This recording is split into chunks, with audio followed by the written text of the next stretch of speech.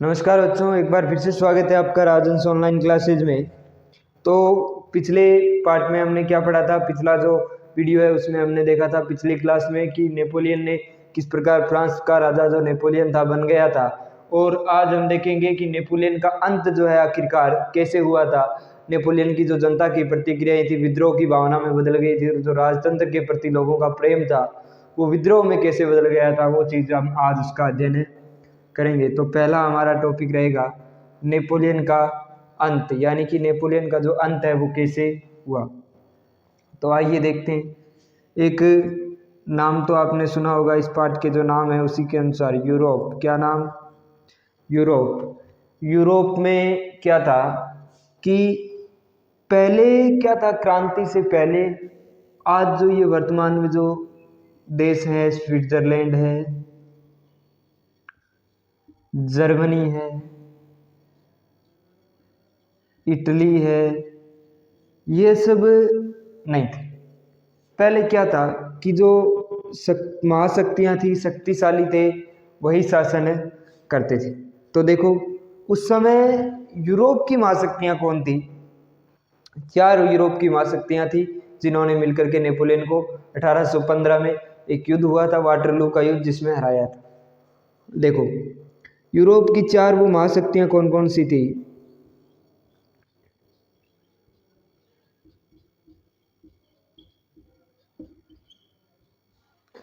चार महाशक्तियों में देखो पहली आपकी रहेगी ब्रिटेन, दूसरी रहेगी ऑस्ट्रिया, तीसरी रहेगी प्रसा, और चौथी कौन सी थी? रूस। यानी कि एक तरफ थी ये चारों महाशक्तियां और दूसरी तरफ अकेला कौन था? नेपोलियन। दूसरी तरफ अकेला कौन था? नेपोलियन। कहाँ का शासक था? फ्रांस का। नेपोलियन कहाँ का शासक था? फ्रांस का। तो अब देखो इन 4 एक तरफ महाशक्तियां थी यूरोप की, एक तरफ नेपोलियन था, इनके बीच एक युद्ध हुआ था 1815 में। युद्ध कब होता है? 1815 में। युद्ध का नाम क्या था? वाटरलू का युद्ध। युद्ध का नाम क्या था? वाटरलू का युद्ध। वाटरलू के युद्ध में नेपोलियन की क्या हो गई थी? हार हो गई थी, और 1815 में वाटरलू का युद्ध हुआ था। यानी कि 1815 में वाटरलू के युद्ध में नेपोलियन की हार हो गई थी।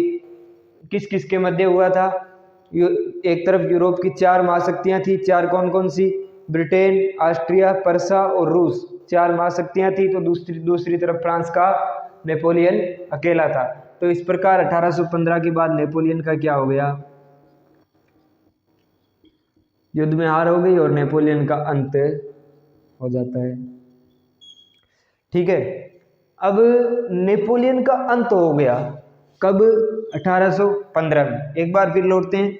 नेपोलियन का अंत कब होता है? 1815 में। 1815 में नेपोलियन का अंत होने के बाद जो 4 महाशक्तियां थी बीपीएस, कौन कौन सी? यानी कि ब्रिटेन,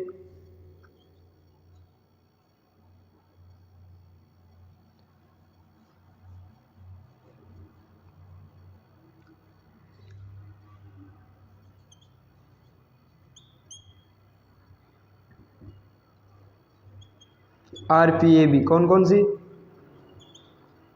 रूस, प्रसा, ऑस्ट्रिया और ब्रिटेन। रिपेव नाम से याद रख लो आप, याद आसानी से रहेगा। यानी कि रूस, ब्रिटेन, प्रसा, ऑस्ट्रिया, चारों जो महाशक्तियां थी, इन्होंने मिलकर के एक संधि का प्रारूप तैयार किया। किसका तैयार किया? एक संधि का क्या किया? प्रारूप तैयार किया।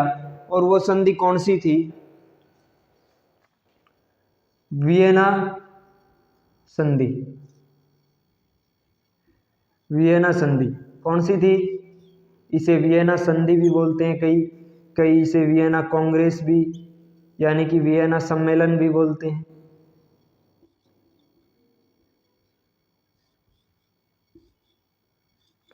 ठीक है।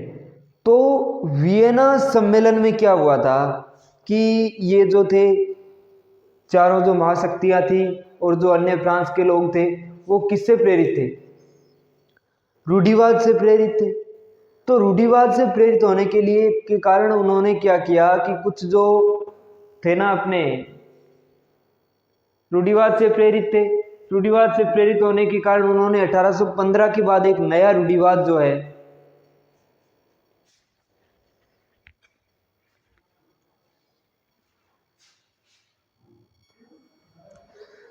तो 1815 में जो रूढ़िवाद आया था, कौन सा, यानी कि 1815 के बाद जो नया रूढ़िवाद आया था, उस रूढ़िवाद को क्यों आया था, क्या जरूरत पड़ गई थी ऐसी कि वापस ये जो 1815 के बाद एक नया रूढ़िवाद आया, इसकी क्या जरूरत थी?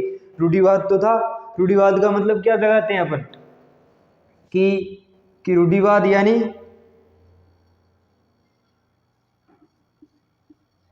यानी कि जो भाई प्राचीन संस्थाएं हैं और परंपरागत जो रीति रिवाज है, यानी कि उन्हीं को वापस चालू रखना और धीमे विकास पर क्या देना, प्राथमिकता देना। लेकिन जो नया रूढ़िवाद आया था वो क्यों आया था, उसकी क्या जरूरत थी? नए रूढ़िवाद की, ये पुराने वाला था सही था, अपना चल रहा था, कोई दिक्कत नहीं थी, तो नए रूढ़िवाद की क्या जरूरत थी? तो देखो, जो थे ना चार जो महाशक्तियां थी, आपको भी पता है, RPAB, यानी कि रूस, ब्रिटेन, ऑस्ट्रिया और पर्सा, चारों ने मिलकर किसको हराया था? नेपोलियन को। किसको हरा दिया था? नेपोलियन को। तो अब नेपोलियन को हरा दिया, उसके बाद एक सम्मेलन, एक संधि का प्रारूप तैयार किया किसने? इन चारों महाशक्तियों ने मिलकर के। किसका प्रारूप तैयार किया? एक संधि का प्रारूप तैयार किया। और ये जो संधि का प्रारूप तैयार किया, इसे क्या नाम दिया गया? वियना सम्मेलन। यानी कि वियना में जो ये सम्मेलन आयोजित हुआ था, कब हुआ था? सितंबर 18 से लेकर 14 जुलाई 1815 में। यानी कि ये जो सम्मेलन आयोजित किया गया, इस सम्मेलन में शर्तें क्या की गई? तैयार की गई। कौन कौन सी शर्तें तैयार की गई? देखो, इसमें आपको अलग से एक टॉपिक लेके समझाऊंगा, वियना सम्मेलन, क्योंकि आपके जो वियना सम्मेलन है, इसमें राष्ट्र ये 1815 के बाद जो नया रूढ़िवाद आ रहा है ये भी क्लियर हो जाएगा साथ में। और ये जो आपका उदारवाद, फिर दो टॉपिक बचेंगे, उदारवाद और कुलीन वर्ग, ये मैं करवा दूंगा। देखो, एक नया टॉपिक है, अपन उठाते हैं वियना सम्मेलन 1815। यानी कि वियना जो सम्मेलन है आयोजित कब होता है? वियना में 1815 में, सितंबर 18 से लेकर के जुलाई 14 तक। तो अब देखो, ये जो सम्मेलन आयोजित हुआ, इस प्रारूप में कौन कौन सी शर्तें जो थी रखी गई कि फ्रांस की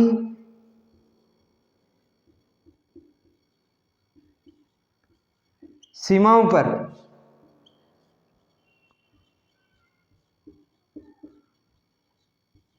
कई नए राज्य स्थापित किए गए।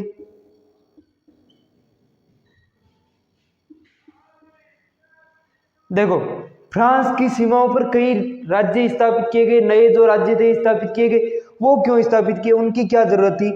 तो क्यों किए गए? क्योंकि फ्रांस भविष्य में अपनी सीमाओं का विस्तार ना कर सके।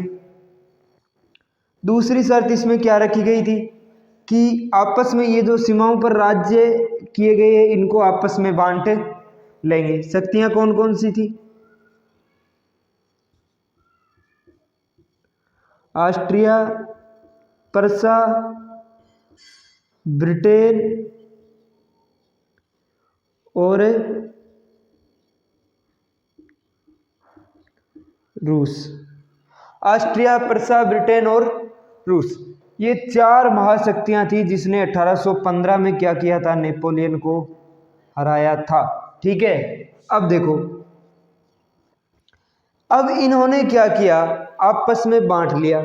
अब देखो, फ्रांस ने वो सब क्षेत्र खो दिए, कौन से, जिन पर फ्रांस ने नेपोलियन के अधीन रहकर कब्जा किया था। यानी कि नेपोलियन ने जिन क्षेत्रों पर कब्जा किया था वो सब क्षेत्र फ्रांस ने खो दिए, यानी कि फ्रांस को वापस लौटाने पड़ेंगे। ठीक है, अब सीमाओं पर कई छोटे बड़े राज्य स्थापित कर दिए, जैसे ये आपका था ऑस्ट्रिया प्रसा, ऑस्ट्रिया ने किसको संभाला, इटली को, और चारों दिशाओं में अनेक जो छोटे छोटे राज्य थे स्थापित कर दिए। ठीक है, ये था आपका वियना सम्मेलन। अब देखो आगे आता है 1815 के बाद का जो रूढ़िवाद है वो क्या था। तो 1815 के बाद जो रूढ़िवाद आया, यानी कि नेपोलियन के बाद जो रूढ़िवाद आया, वो रूढ़िवाद क्या था और कैसा था। अब देखो 1815 में नेपोलियन का अंत हो जाता है, और नेपोलियन के अंत के बाद जो रूढ़िवाद था वो देखते हैं कौन सा है। यानी कि इन्होंने प्राचीन जो संस्थाएं थी, कौन सी, जितनी भी प्राचीन संस्थाएं थी, रीति रिवाजें थी, उनको वापस लागू किया।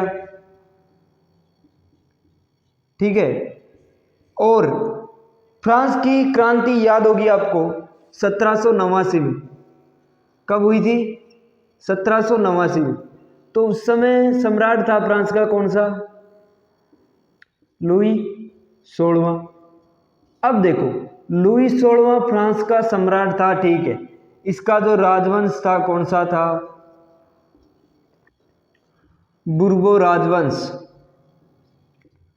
इस राजवंश को वापस सत्ता में क्या किया जाए, बहाल किया गया। ठीक है, सत्ता में बहाल किया गया। और एक चीज उन्होंने कॉमन रखी कि नेपोलियन ने जो 39 राज्यों का, 39 स्टेटों का, 39 स्टेट जिसमें मिलाकर के एक जर्मन महासंघ बनाया था, कौन सा,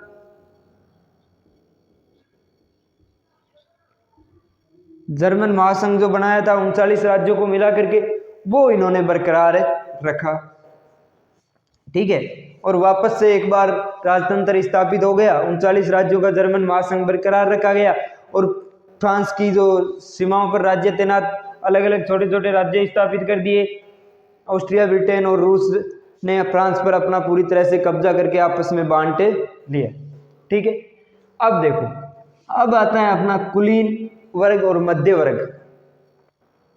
कुलीन वर्ग और मध्य वर्ग में देखो कि फ्रांस में 3 वर्ग थे मुख्य रूप से, कुलीन, मध्य और निम्न। 2 ही थे, कुलीन और निम्न। ठीक है, लेकिन बीच में से एक तीसरा वर्ग का उदय होता है, वो कौन सा होता है, मध्यम वर्ग।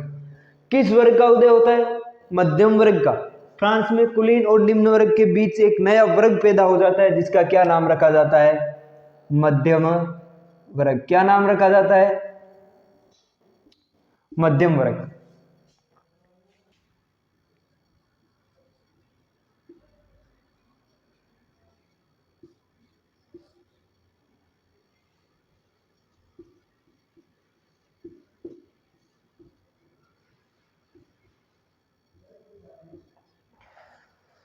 देखो कुलीन वर्ग और मध्यम वर्ग। कुलीन वर्ग जो है, पहले इसको समझा देता हूं, थोड़ा देख लो। यानी कि जमीन का मालिक, पहली विशेषता क्या लिखोगे कुलीन वर्ग की, कि जमीन का मालिक कुलीन वर्ग ही होता था। आप चाहे सामाजिक दृष्टि से देखो, चाहे राजनीतिक दृष्टि से। ठीक है, सामाजिक और राजनीतिक दोनों दृष्टियों से ही जमीन का मालिक कौन होता था, कुलीन वर्ग ही होता था। दूसरी बात, समाज में क्या था, प्रभुत्वशाली वर्ग था। समाज में क्या था,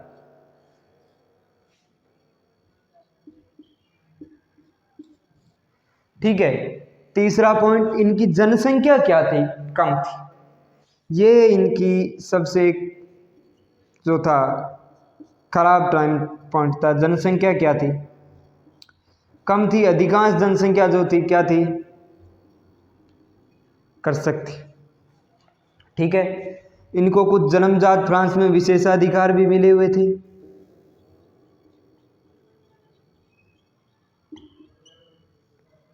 फ्रांस में जन्मजात विशेषाधिकार प्राप्त थे और सत्ता का सबसे करीब वर्ग था, यानी कि सत्ता का नजदीकी वर्ग। इस वर्ग के जितने भी थे क्या थे, अमीर लोग थे कुलीन वर्ग में। ठीक है।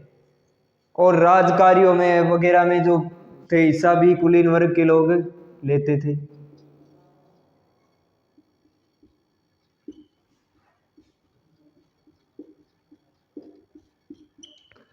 अब देखो, कुलीन वर्ग जो है, ये वर्ग के पास इतने सारे अधिकार थे, लेकिन जो दूसरे वर्ग थे छोटे छोटे, उनके साथ इसमें क्या होता था, अत्याचार होता था।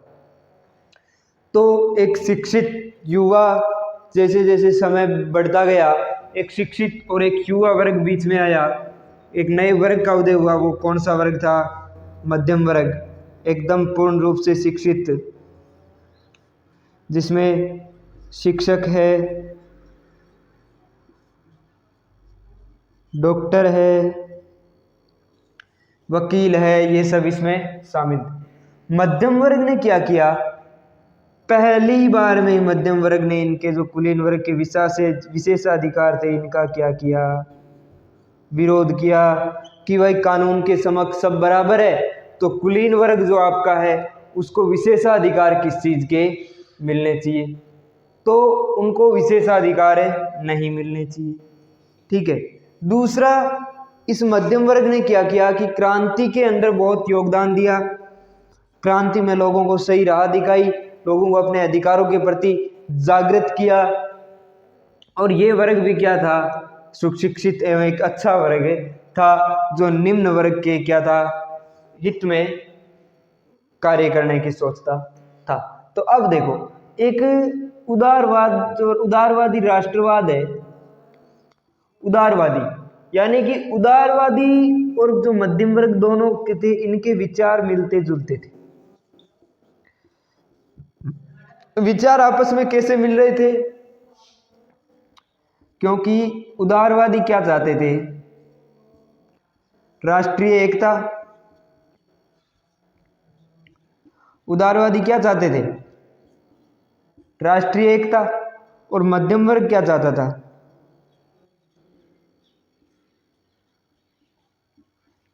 कि भाई राष्ट्रीय एकता कोई मध्यम वर्ग चाहता था कि कानून के समक्ष सबको बराबर अधिकार होना चाहिए। उदारवादी क्या चाहते थे, एक और, कि सरकार क्या होनी चाहिए, जनता की पक्षधर होनी चाहिए। मध्यम वर्ग क्या चाहता था कि सरकार ऐसी होनी चाहिए जो जनता को क्या करने का करती हो, भलाई का काम करती हो। तो ये क्या थी, इनके अंदर आपस में समानताएं थी।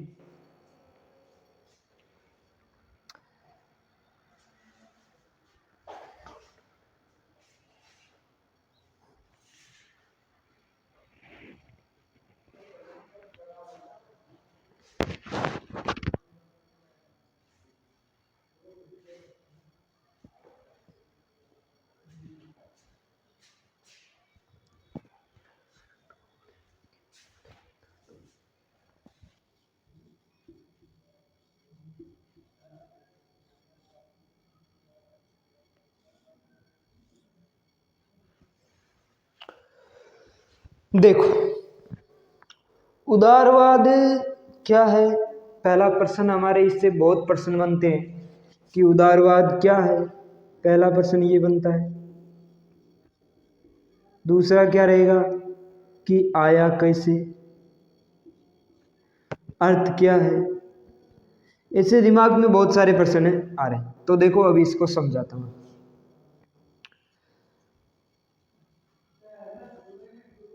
उदारवाद लातिन भाषा का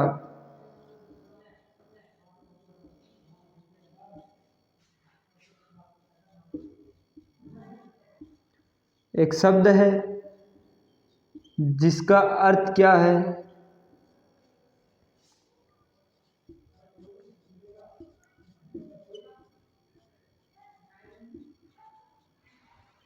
आजाद।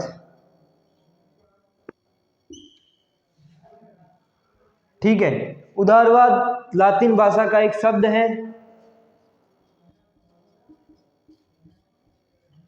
लातिन भाषा का एक शब्द है जिसका अर्थ क्या है? आजाद। उदारवादी क्या चाहते थे कि आजादी मिल जाए, जनता को स्वतंत्र कर दिया जाए और तेज प्राथमिकता को, तेज विकास की प्राथमिकता को, तेज विकास को क्या देते थे? प्राथमिकता देते हैं। ठीक है, यानी कि जल्द से जल्द विकास हो जाए। रूढ़िवादियों के क्या थे? विरोध में थे कि पुरानी जो पारंपरिक प्राचीन जो है ये संस्थाएं वगैरह, इन सबको बंद कर देना चाहिए, हर कुछ बदलाव परिवर्तन होना जरूरी है। ये परिवर्तन को ज्यादा प्राथमिकता देते थे। कौन देता था परिवर्तन को ज्यादा प्राथमिकता? उदारवादी। उदारवादी जो है परिवर्तन को ज्यादा प्राथमिकता देते थे। ठीक है, तो उदारवादियों ने क्या किया? उदारवादियों की मांगे क्या थी? उदारवादियों की मांगे थी, पहली मांग थी राष्ट्रीय एकता। क्या थी? राष्ट्रीय एकता। दूसरी मांग क्या थी? कानून के समक्ष समानता।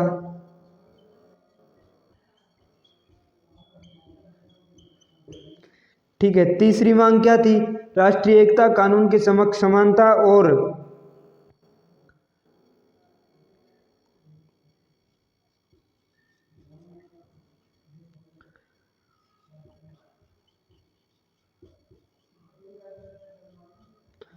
सरकार चुनने का अधिकार।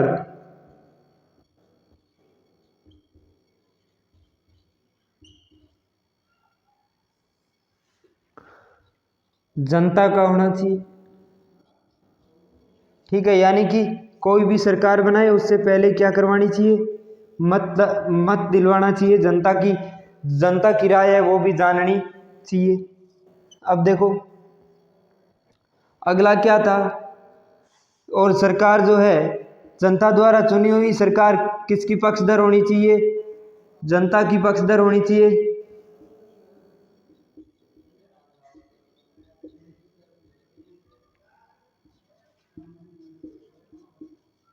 ठीक है, और सरकार संप्रभु होनी चाहिए।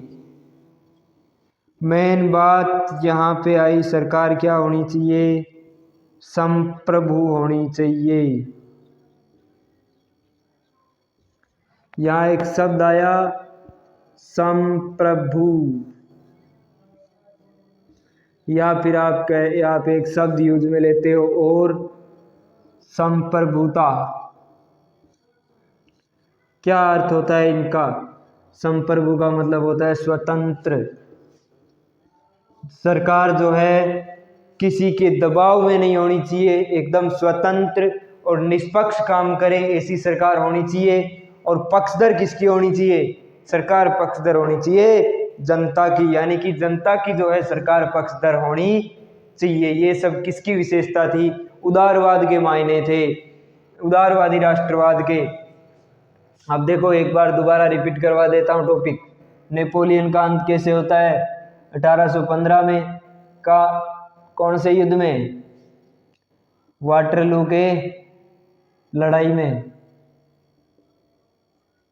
ठीक है, और कुलीन वर्ग और निम्न वर्ग, यानी कि कुलीन वर्ग जो है जमीन, सामाजिक और राजनीतिक दृष्टि से जमीन के मालिक होते थे, इनके पास विशेषाधिकार भी होते थे। और समाज में एक प्रभुत्वशाली वर्ग था और अमीर वर्ग भी था, और राजा के सबसे करीब वर्ग था, यानी कि प्रशासन का सबसे नजदीकी वर्ग और राजकार्यों में हिस्सा लेने वाला वर्ग था। उसके बाद लेकिन इनकी एक कमी क्या थी कि इनकी जनसंख्या क्या थी?